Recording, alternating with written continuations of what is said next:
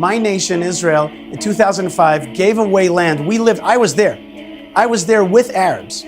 I was there with Arabs and Jews in Gaza in 2005 when my army came, the Israeli army came and took us out of there. The Arabs there begged us.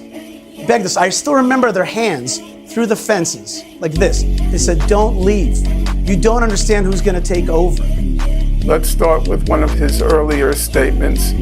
He said in 2005, when Israel was redeploying its troops from inside Gaza to the periphery of Gaza, the people of Gaza were begging the settlers to stay.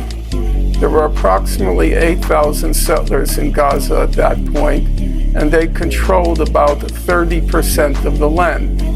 The 2 million Palestinians in Gaza were given about 70% of the land at that particular moment.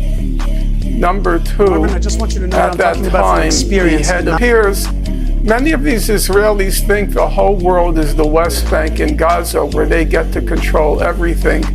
So you really have to remind him that this is a civil conversation. Norman did let you speak and then responded afterwards.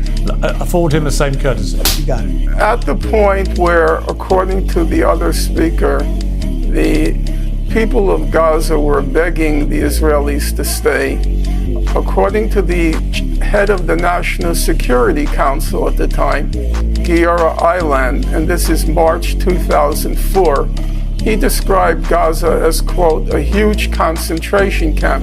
Find it a little bit far-fetched that the inmates of a concentration camp would be begging for the guards to stay in the camp. That to me is an unusual scenario.